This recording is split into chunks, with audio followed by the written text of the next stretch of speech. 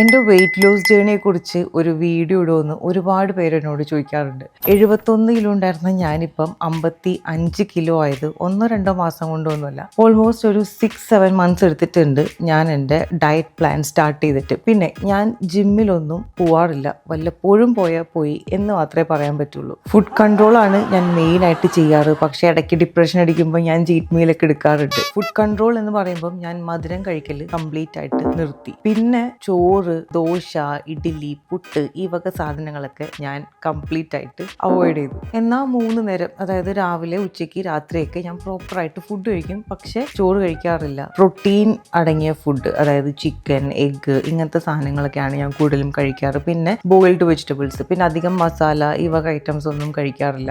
മെയിനായിട്ട് ഞാൻ ചെയ്തതെന്ന് പറഞ്ഞു കഴിഞ്ഞാൽ റൈസ് കംപ്ലീറ്റ് ആയിട്ട് ഒഴിവാക്കി, ഷുഗർ കംപ്ലീറ്റ് ആയിട്ട് ഒഴിവാക്കി, ജങ്ക് ഫുഡ് കംപ്ലീറ്റ് ആയിട്ട് ഒഴിവാക്കി.